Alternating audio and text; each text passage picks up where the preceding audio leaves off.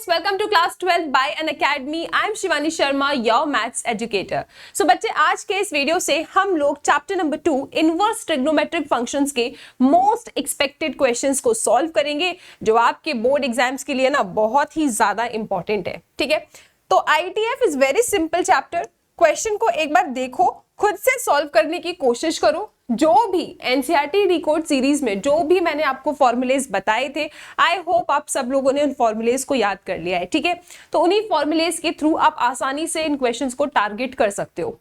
ये क्वेश्चन कहता है कि वैल्यू ऑफ द एक्सप्रेशन, इस एक्सप्रेशन की आपको वैल्यू बताना है. Very simple, right. Inverse trigonometric function में अगर इस पैटर्न के क्वेश्चन आते हैं तो हमको बिल्कुल भी परेशानी नहीं होती. कब? जब यहाँ पे एंगल, यहाँ पे जो भी एक्सप्रेशन लिखा है, जो भी टर्म लिखा है, अगर ये टर्म पॉजिटिव है. थोड़ी सी परेशानी हमें होने लगती है जब यहाँ पे एंगल कैसे लिखे हो, नेगेटिव लिखे हो. लेकिन उसके लिए भी हमारे पास एक बहुत अच्छा सोल्यूशन है. हमने IETF की प्रॉपर्टीज याद की है. उन प्रॉपर्टीज की हेल्प से हम इन नेगेटिव एंगल को पॉजिटिव बना के और फिर जाके इनके क्वेश्चंस को सॉल्व कर देते हैं. आई होप ये सारी बातें आपको समझ में आ रही है क्योंकि आपने एनसीईआरटी रिकॉर्ड सीरीज को फॉलो किया है. ठीक है, सो बच्चे, सबसे पहले क्योंकि ये पॉजिटिव एंगल है तो कोई समस्या नहीं है, आप बस अपने आप से बातें करो. सेक इनवर्स 2 है ना, आप बस ये सोचो कि सेक के टेबल में, सेक के ट्रिग्नोमेट्रिक टेबल में 2 कब आता है. तो आप कहोगे देखो मैम, ये आता है आई थिंक 60 पे, राइट. क्योंकि आपको याद है ना, cos 60 क्या होता है, 1/2. तो सेक cos का ही रेसिप्रोकल होगा. सो 2/1 मतलब 2 यानी कि 60. 60 का मतलब क्या होता है इन टर्म्स ऑफ पाई, 60 का मतलब होता है पाई/3.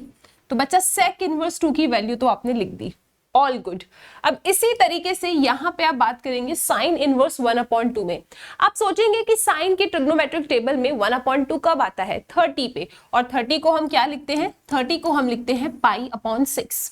ठीक है, अब समस्या यहां पे आपको दिख रही है क्योंकि tan इनवर्स -√3 लिखा है.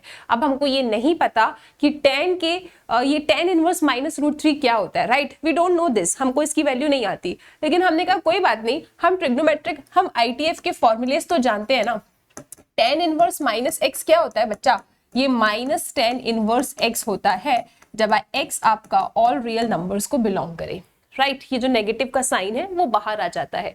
तो बस tan इनवर्स -√3 है, इसको आप कैसे लिख सकते हैं, इसको आप -tan इनवर्स √3 लिख सकते हैं यूजिंग दिस फॉर्मूला.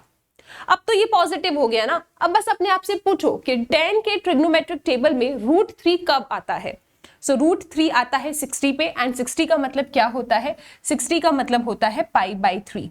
क्लियर है सबको, 60 का मतलब क्या होता है, पाई/3 होता है. तो बच्चे आप यहाँ पे क्या लिख देंगे, पाई/3 लिख देंगे.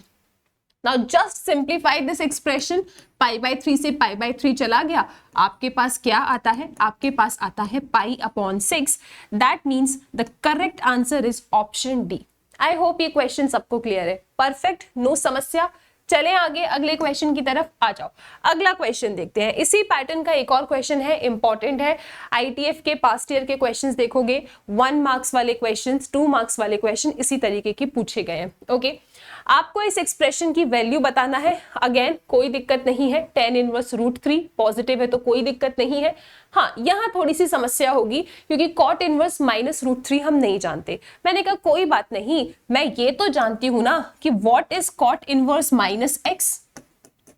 cot इनवर्स -x तो मैं जानती हूँ. cot इनवर्स -x क्या होता है, ये होता है pi minus cot inverse x जब x बिलोंग करता है रियल नंबर को. सबको याद है ये फॉर्मूला, ये हमने याद किया था. ठीक है, सो बेटा cot इनवर्स -x क्या होता है, pi minus cot inverse x होता है when x belongs to r, right. तो बस इसी फॉर्मूले की हेल्प से मैं अपने इस एक्सप्रेशन को ऐसा लिख सकती हूँ, this is tan inverse √3.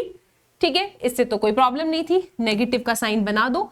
cot inverse -√3 using this formula क्या बनेगा, ये पाई माइनस cot इनवर्स √3. क्लियर है सबको.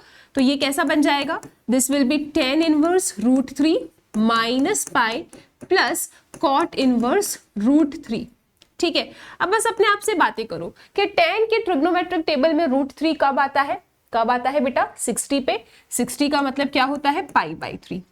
This is minus pi plus cot के ट्रिग्नोमेट्रिक टेबल में √3 कब आता है, 30 पे. 30 का मतलब क्या होता है, π/6 होता है।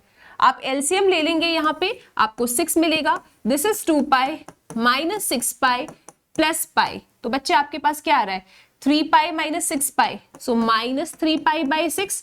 चेक करो जल्दी से, 2π प्लस पाई 3π, 3π माइनस 6π माइनस 3π।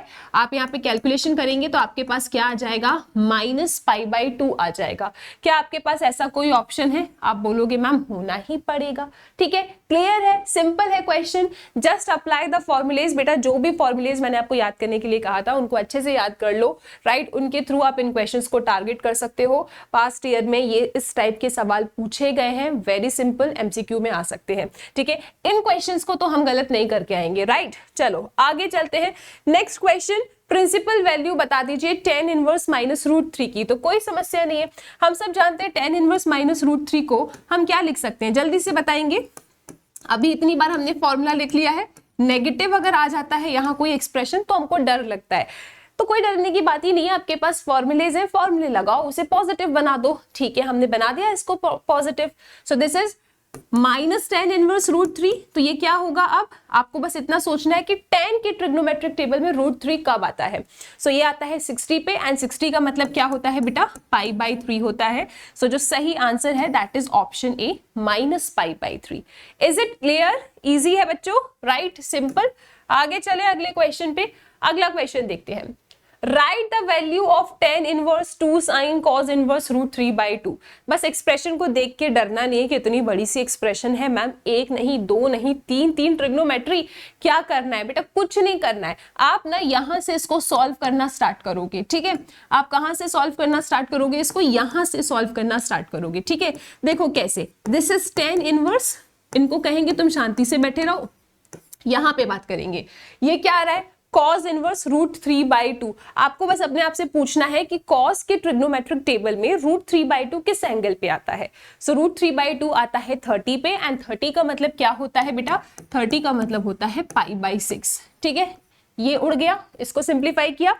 अब आपको यहाँ पे क्या दिख रहा है, sin π/6। तो बच्चे आपको अपने आप से पूछना है कि यार sin π/6 क्या होता है, sin 30 क्या होता है। sin 30 होता है 1/2, तो आपने 1/2 रख दिया, ये 2 तो एज इट इज चला आ रहा है। इसके बाद क्या करोगे, 2 से 2 कैंसिल कर दीजिए, तो ये आपके पास आ रहा है tan इनवर्स 1। अब बच्चा जानता है कि tan इनवर्स 1 क्या होता है, π/4। तो अगर इनवर्स है, यहाँ कोई पॉजिटिव एक्सप्रेशन है, बस अपने आप से पूछो कि इसके ट्रिग्नोमेट्रिक टेबल में ये एक्सप्रेशन कब आती है, बस वो एंगल लिख दो। और अगर कभी यहाँ नेगेटिव मिलता है then you have the list of formulas, उन फॉर्मुलेज के थ्रू आप उन्हें पॉजिटिव बनाइए, एंड देन अपने आप से पूछिए कि इसके ट्रिग्नोमेट्रिक टेबल में ये एक्सप्रेशन कब आता होगा, वो एंगल लिख दो। इस तरीके से बच्चे आप इन क्वेश्चंस को टारगेट कर सकते हो। आई होप ये सभी क्वेश्चंस क्लियर है, दे आर वेरी इंपॉर्टेंट। तो इस पैटर्न का कोई भी सवाल आ जाएगा, आप अपने पेपर में उसको अच्छे से सॉल्व कर देंगे। नेक्स्ट वीडियो में मिलेंगे नए क्वेश्चंस के साथ। Till then take care.